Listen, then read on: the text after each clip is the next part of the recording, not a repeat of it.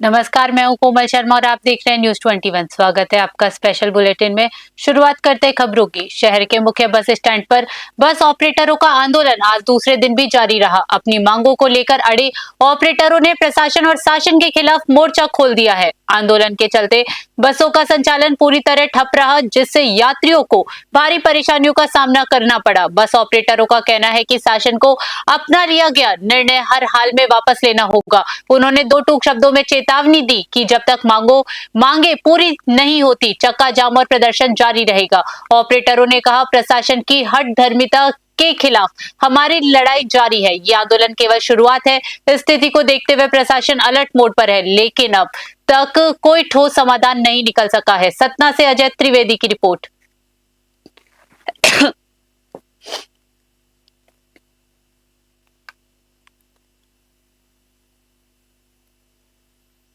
मेहर विधायक श्रीकांत चतुर्वेदी ने स्थानीय पत्रकारों को बड़ी सौगात देने की घोषणा की है। ग्राम पंचायत बडेरा में आयोजित पत्रकार सम्मान समारोह के दौरान विधायक ने कहा कि मेहर में जल्द ही पत्रकार भवन का निर्माण कराया जाएगा। ये घोषणा मध्य प्रदेश श्रमजीवी पत्रकार संघ की मांग पर की गई है। विधायक ने स्पष्ट किया कि पत्रकार साथी जगह का चयन करें, मुख्यमंत्री से राशि स्वीकृत करवाकर निर्माण कार्य पूरा कराया जाएगा और बजट की कोई कमी नहीं आने दी जाएगी। उन्होंने पत्रकारों से मेहर के विकास कार्यों और देवी जी धाम में प्रस्तावित माई का लोक के सकारात्मक प्रचार प्रसार में सहयोग की अपील की। इस घोषणा से स्थानीय पत्रकारों में उत्साह है। मेहर से अजय त्रिवेदी की रिपोर्ट।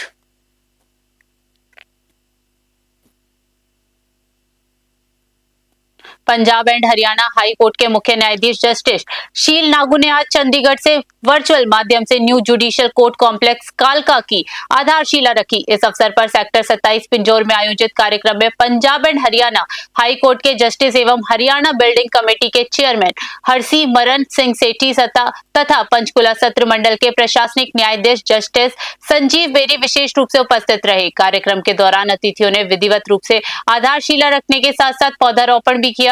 इस नए न्यायिक परिसर के निर्माण से कालका क्षेत्र में न्यायिक सुविधाओं का विस्तार होगा और आम जनता को न्याय सुलभ हो सकेगा। पंचकुला से राजन राय की रिपोर्ट।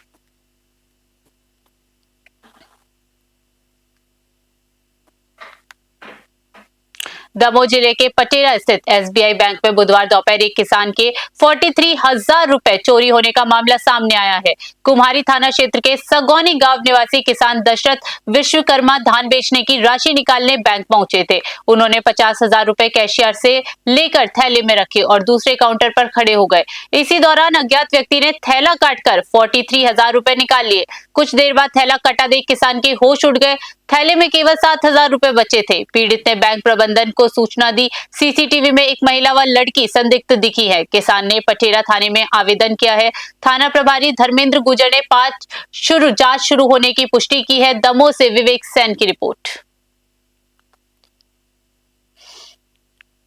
हम एसबीआई बैंक हो गए, वहाँ पे 50,000 का विड्रॉल भरे, मैनेजर से कैश लिया, दूसरे काउंटर पे गए, इतने में के अंतर्गत बैंक ही में मेरे 50,000 रुपया काट लिए गए। अच्छा, तो ये किसने काटी पता नहीं चला क्या? उसमें सीसीटीवी कैमरा में दिख रहे हैं कि एक महिला एक मोड़ी है। अच्छा, कहाँ से हैं आप? हम सगौनी से दशरथ विश्वकर्मा, ग्राम पंचायत सगौनी, थाना कुमारी, जिला दमोह। गाडरवारा से एक गंभीर मामला सामने आया है, जहां गणतंत्र दिवस के अवसर पर निजी शिक्षण संस्था टैगोर विद्या निकेतन स्कूल में बच्चों को एक्सपायरी डेट वाली खाद्य सामग्री वितरित की गई। कार्यक्रम के दौरान दी गई सामग्री की समाप्ति तिथि 24 जनवरी 2026 पाई गई, जो मीडिया कैमरे में कैद हो गई। खबर सामने आते ही जिला शिक्षा अधिकारी के निर्देश पर साईखेड़ा बीएलओ सीमा डोंगरे ने स्कूल पहुंचकर जांच की और एक्सपायरी खाद्य सामग्री जब्त की। सैंपल लेकर विस्तृत जांच जारी है। स्कूल प्रबंधन ने इसे गंभीर चूक मानते हुए गलती स्वीकार की है। प्रशासन ने स्पष्ट किया है कि बच्चों के स्वास्थ्य से खिलवाड़ करने वालों पर सख्त कार्रवाई की जाएगी। गाडरवारा से रजनीश कौरव की रिपोर्ट। सर, एक्सपायरी डेट के फूड मतलब जैसे जो मिले हैं हम लोगों के संज्ञान में आए हैं, तो पहले तो मैं ये कहूँगा कि जान के तो कभी कोई ऐसा कर नहीं सकता है कि अपन अपने बच्चे भी पढ़ते हैं यहाँ पे, हमारे मित्रगणों के भी हैं, लेकिन जो माल हम लोगों ने मंगाया है उसमें से कहीं कोई बाई मिस्टेक कोई ऐसा लाट आ गया हो या 10-20 पीस ऐसे आ गए हों जिसके कारण वो मतलब ये बात सामने निकल के आई है। बाकी इस तरह का कभी यहाँ ना कभी हुआ है, ना कभी हम न कभी चाहेंगे कभी होगा यहाँ पे ऐसा। कितने पैकेट आए थे आपके स्कूल में, इसकी कितने लोगों बच्चों को मुझे बांटे? जानकारी नहीं है कि कितने पैकेट आए होंगे, क्योंकि बल्क में कोई सामान आता है तो उसकी पीस बाई पीस गिनती करना तो संभव नहीं है। कितनी माल आया था? माल हमारा भोपाल जो डीलर है वहाँ से होता है। कौन डीलर है ये? भोपाल एंड सेल्स वाले हैं अपने। जैसे ये प्रकरण मेरे संज्ञान में आया, जी। माननीय जिला शिक्षा अधिकारी नरसिंहपुर के द्वारा मुझे पता चला जी। कि टीबीएन स्कूल में 26 जनवरी के अवसर पर जो प्रसाद वितरण किया गया उसमें एक्सपायरी डेट का खाद्य पदार्थ था। जी। जैसे ही संज्ञान में आया, जी। मेरे द्वारा उस टाइम पे जिस टाइम पे मुझे कॉल आया, मैं बरहेटा स्कूल में थी विजिट पे, जी। और मैं तुरंत टीबीएन स्कूल पहुंची।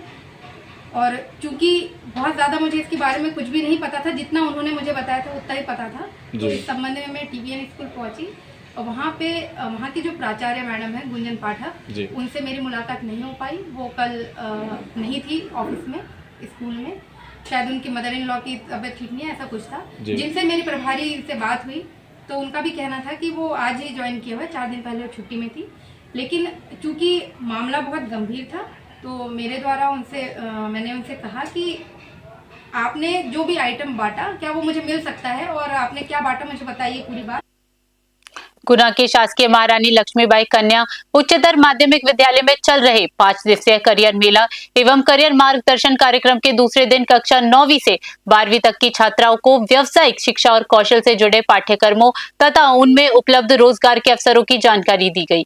व्यावसायिक शिक्षक विपिन पारासर ने छात्राओं को विभिन्न पाठ्यक्रमों के बारे में मार्गदर्शन किया।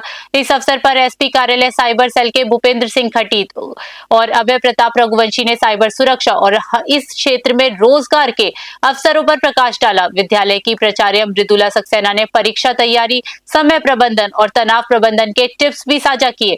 कार्यक्रम में शिक्षक शिक्षिकाओं की उपस्थिति रही। गुना से विनोद सोनी की रिपोर्ट।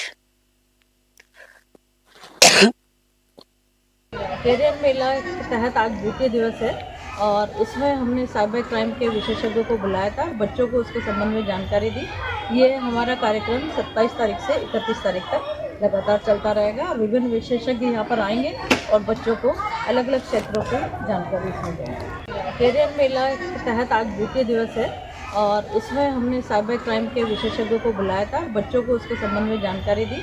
ये हमारा कार्यक्रम 27 तारीख से 31 तारीख तक लगातार चलता रहेगा और विभिन्न विशेषज्ञ यहाँ पर आएंगे और बच्चों को अलग अलग क्षेत्रों की जानकारी इसमें देंगे। करियर मेला के तहत आज जूनागढ़ स्थित दधी बीबन मंदिर में पिछले वर्ष मार्च 2025 से शुरू हुए और मार्च 2026 तक चलने वाले 1 वर्षीय दीप जागरण कार्यक्रम का आज समापन दिवस मनाया गया। लगभग 50 महिलाओं और 50 पुरुषों ने इस कार्यक्रम में भाग लिया। आज सुबह 100 व्यक्तियों ने पूर्व कलश लेकर जल यात्रा के साथ समापन कार्यक्रम शुरू किया। ये आयोजन पुजारी नलिनी कांत पंडा के मार्गदर्शन और श्री मनोरंजन पाणीग्राही के सहयोग से संपन्न हुआ। मुख्य दायित्व श्री नयन कुमार पंडा और सुभाष पंडा ने संभाला। वरिष्ठ पुजारी जीवडा किशोर बेहरा ने बताया कि ये कार्यक्रम व्यक्ति, परिवार और समाज की भलाई के लिए आध्यात्मिक मार्ग प्रदान करता है। कल 29 जनवरी को होम हवन और 30 जनवरी को दान पुण्य व प्रसाद वितरण होगा। साथ ही भजन का आयोजन भी किया जाएगा। कालाहांडी से लक्ष्मण बनुआ की रिपोर्ट।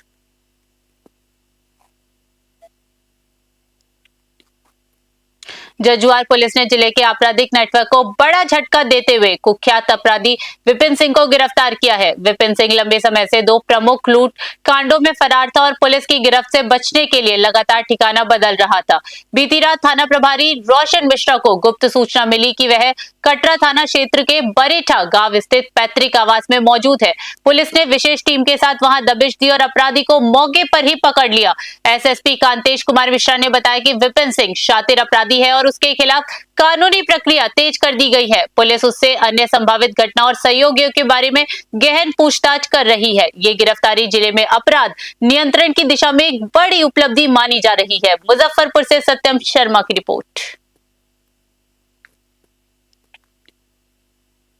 मुजफ्फरपुर के बंदरा प्रखंड के श्यामा राजकीय बुनियादी विद्यालय रतवारा में स्कूल के हेडमास्टर भूषण चौधरी के खिलाफ छात्रों का बवाल सामने आया है। स्कूल के तमाम बच्चों ने पढ़ाई, भोजन, साफ सफाई और स्कूल की व्यवस्थाओं में कमी को लेकर हेडमास्टर के खिलाफ धरना दिया और मुर्दाबाद के नारे लगाए। बच्चों ने कहा कि हेडमास्टर के कार्यकाल में पढ़ाई ठीक से नहीं होती और स्कूल में गंदगी और अव्यवस्था व्याप्त है। इस दौरान हेडमास्टर ने मीडिया के सामने अजीब बयान देते हुए शराबबंदी पर सवाल उठाया और कहा कि उनका स्कूल शराबियों का अड्डा बन गया है। उन्होंने पुलिस को जानकारी देने की बात कही, लेकिन थाने ने शिकायत मिलने से इनकार किया।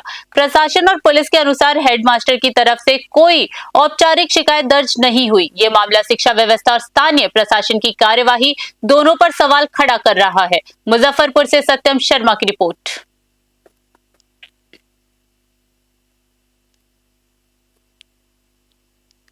बिहार के गृह मंत्री सम्राट चौधरी की सख्ती का असर मुजफ्फरपुर में भी दिखाई दिया। जब कांटी, कुडनी और ओराई प्रखंडों में सरकारी जमीन पर अवैध अतिक्रमण करने वालों की बस्तियों को बुलडोजर से जमींदोज किया गया। भारी पुलिस सुरक्षा के बीच ये कार्यवाही की गई।